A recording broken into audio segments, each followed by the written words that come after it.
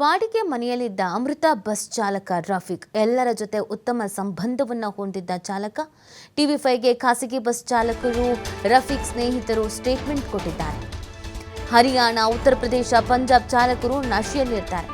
Drugs ಸೇವನೆ ಮಾಡಿ ವಾಹನ ಓಡಿಸ್ತಾರೆ. ಅವರನ್ನು ಯಾರು ಸರಿಯಾಗಿ ಚೆಕ್ ಮಾಡಲ್ಲ. ಪೊಲೀಸರು ಕೂಡ ಹಣ ಪಡೆದು ಸುಮ್ಮನಾಗ್ತಾರೆ. ಸರಿಯಾಗಿ ಚೆಕ್ ಮಾಡಿದ್ರೆ ಈ ರೀತಿ ಘಟನೆಗಳೇ ನಡೆಯಲ್ಲ. ಬಸ್ ಚಾಲಕರಾದ ಪ್ರಕಾಶ್ ಶಿವಾನಂದ ಈ ಸ್ಟೇಟ್ಮೆಂಟ್ ಅನ್ನು ಟಿವಿ5ಗೆ ಕೊಟ್ಟಿದ್ದಾರೆ.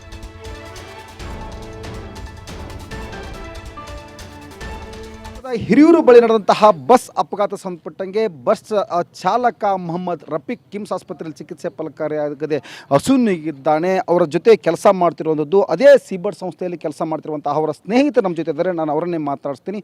ಸರ್, ಎಷ್ಟು ವರ್ಷದಿಂದ ಇಲ್ಲಿ ರಫೀಕ್ ಕೆಲಸ ಮಾಡ್ತಾ ಇದ್ರು? ರಫೀಕು ನಾವು ಮುಂಚೆಲಿಂತ್ರ ಫ್ರೆಂಡು.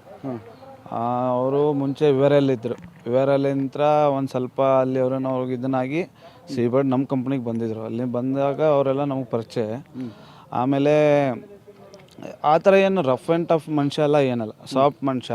ಆದರೆ ಒಂದು ಸ್ವಲ್ಪ ಮನೆ ಕಡೆಯಿಂದಲೆಲ್ಲ ತುಂಬ ಕಷ್ಟ. ಆರಾಮಾಗಿ ಯಾವ ಥರ ಡ್ಯೂಟಿ ಹೇಳಿದ್ರು ಡ್ಯೂಟಿ ಮಾಡೋನು. ಮತ್ತು ರಜೆ ಗಿಜೆ ಜಾಸ್ತಿ ಮಾಡ್ತಾ ಇರಲಿಲ್ಲ. ರಜೆ ಮಾಡಿದರೆ ನನಗೆ ಮತ್ತೆ ಸ್ಯಾಲ್ರಿ ಇಲ್ಲ, ಕಮಿಟ್ಮೆಂಟ್ ಜಾಸ್ತಿ ಇದ್ದಾವೆ, ಹಿಂಗೆಲ್ಲ ನಮ್ಮ ಹತ್ರ ಹೇಳ್ತಾರೆ. ಮಕ್ಕಳ ಜೀವನ ಮಕ್ಕಳಿಗೆಲ್ಲ ಮತ್ತೆ ಅಂತೇಳಿ ಮಂಗಳೂರಲ್ಲಿ ಓದ್ಸೋಕ್ಕಿಟ್ಟಿದ್ದ. ಒಂದೇ ಮಗ ಏನೋ ಇದೆ ಇವ್ರ ಹತ್ರ, ಅಷ್ಟೇ ಇದೆ ಅವ್ರ ಹತ್ರ, ಮತ್ತೆ ಬಿಟ್ಟರೆ ಅದೇನಿಲ್ಲ. ಹೆಂಗಾಯ್ತು ಅಂತ ಘಟನೆ ಇದೆ ರಾತ್ರಿ? ಸರ್, ಘಟನೆ ಏನಿಲ್ಲ. ಇವನು ನಾವು GPS ಅಲ್ಲಿ ನಮ್ಮ ಕಂಪ್ನಿಗೆ ಪ್ರತಿಯೊಂದು ಗಾಡಿಗೂ GPS ಇದೆ. ಆಮೇಲೆ 80 ಅಬೌವ್ ಮೇಲೆ ಗಾಡಿ ಓಡಲ್ಲ. ಎಲ್ಲಕ್ಕೂ ಲಾಕ್ ಇದೆ. ಗೌರ್ಮೆಂಟ್ ರೂಲ್ಸ್ ಪ್ರಕಾರ ಲಾಕ್ ಇದೆ ಗಾಡಿಗಳು. ನಮ್ಮ ಗಾಡಿ GPS ಟ್ರ್ಯಾಕ್ ಮಾಡಿದ 67 ಇತ್ತು ಸ್ಪೀಡ್ ಅಬೌವ್. ಅಲ್ಲಿ ಇದ್ದಾಗ ಗಾಡಿ ಏನು ಇವ್ನು ಲೆಫ್ಟ್ ಸೈಡ್ಗೆ ಹೋಗ್ತಾ ಇದ್ದಲ್ಲ, ಆಟೋಮೆಟಿಕ್ಕಾಗಿ ಟಿಪ್ಪರ್ ಅವನು ಡಿವೈಡರ್ ಕ್ರಾಸ್ ಮಾಡಿ ಬಂದುಬಿಟ್ಟು ಇವ್ನಿಗೆ ಹೊಡೆದವನೆ. ಇವನಿಗೆ ಹೊಡೆದಿದ್ದ ತಕ್ಷಣ ಇವ್ನು ರೈಟಿಗೆ ಎಳೆಯೋಕೆ ಹೋದ್ರೆ ರೈಟಿಗೆ ಸ್ಕೂಲ್ ಮಕ್ಕಳು ಬಸ್ಸು, ಅದೇ ಬಸ್ನು ಓಲ್ಟೇಕ್ ಮಾಡ್ಕೊಂಡು ಬಂದಿರೋದು ಇವನು. ಆ ಬಸ್ ನೋಡಿದ ತಕ್ಷಣ ಬಸ್ಸಿಗೆ ಗಾಡಿ ಟಚ್ ಆದರೆ ಬಸ್ಗೆ ಹೋಗುತ್ತೆ ಅಂತ ಬಸ್ಸಿಗೆ ಟಚ್ ಮಾಡೋಕೆ ಹೋಗಿಲ್ಲ. ಆ ಸ್ಕೂಲ್ ಬಸ್ಸನ್ನು ಉಳಿಸ್ಲಿಕ್ಕೆ ಹೋಗಿದ್ದ. ಬಸ್ಸಿನ ಉಳಿಸ್ಲಿಕ್ಕೆ ಹೋದ. ಉಳಿಸ್ಲಿಕ್ಕೆ ಎಷ್ಟು ಹೋದನೋ ಅಷ್ಟು ಅವನಿಗೆ ಮತ್ತು ಡೀಸೆಲ್ ಟ್ಯಾಂಕಿಗೆ ಬಂದಿರೋದು ಗಾಡಿ.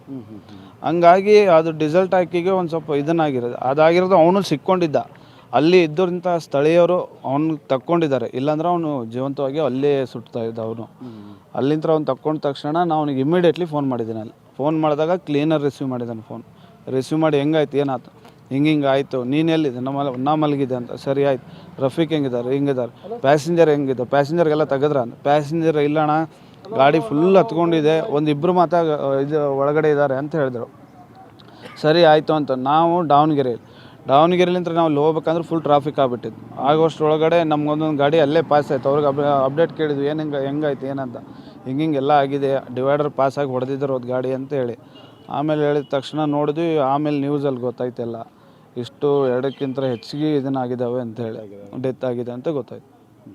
ಆ ಡ್ರೈವರ್ ಹೆಂಗೆ ಅವರೆಲ್ಲ ಏನೇನೋ ಮಾಡ್ತಾರೆ ಅನ್ಸುತ್ತೆ ಆ ಕಡೆ ಡ್ರೈವರ್ಗಳು? ನಾನು ಆ ಕಡೆ ಎಲ್ಲ ತಿರುಗಾಡಿದವನು ಇಲ್ಲ ಸರ್.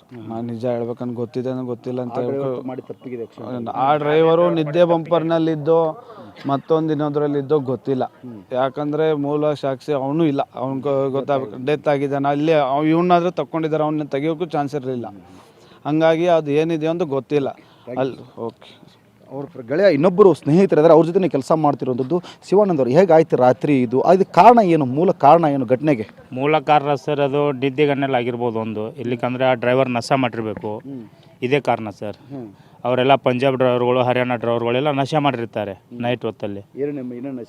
ಅದೇ ಅವರೆಲ್ಲ ಮಾಡಿರ್ತಾರೆ ಸರ್. ಅವೆಲ್ಲ ಅಫೀಮು, ಗಾಂಜಾ ಇದೆಲ್ಲ ಸೇವನೆ ಮಾಡಿ ಗಾಡಿ ಓಡಿಸ್ತಾರೆ ಅವರು. ಯಾಕಂದರೆ ನಾನು VRLದಲ್ಲಿ 15 ವರ್ಷ ಕೆಲಸ ಮಾಡಿದ್ದೀನಿ. ಅವಾಗೆಲ್ಲ ನೋಡ್ತಿದ್ವಿ ನಾವು. ಲೈನ್ ಮೇಲೆ ಹೋಗ್ತಿದ್ವಿ ನಾವು, ಮುಂಬೈ, ದಿಲ್ಲಿ ಹಿಂಗೆಲ್ಲ ಹೋಗ್ತಿದ್ವಲ್ಲ. ಅವಾಗೆಲ್ಲ ನೋಡ್ತಿದ್ವಿ ಅವರು UP ಬಿಹಾರಿಗಳೆಲ್ಲ ಅದನ್ನೇ ಮಾಡ್ತಿದ್ರು ಅವರು. ಬಟ್ ಅದೇ ಮೋಸ್ಟ್ಲಿ ಏನೋ ನಿದ್ದಿಗಣ್ಣಲ್ಲಿ ಆಗಿರ್ಬೋದು ಅಂತ ನನ್ನ ಅನಿಸಿಕೆ. ಅದನ್ನು ತೊಗೊಂಡಿರ್ಬೋದು. ಅದು ಏನಾದರೂ ಆಗಿರ್ಬೋದು ಒಂದು, ಇಲ್ಲ ಅಂದರೆ ನಿದ್ದಿಗಣ್ಣಲ್ಲಿ ಆಗಿರ್ಬೋದು. ಅದೇ ಸರ್, ಅದೇ ಹೇಳಿದ್ನಲ್ಲ, ಕಾಲಮಾಲು ಅವೆಲ್ಲ ಸೇವನೆ ಮಾಡ್ತಾರೆ ಅವರು.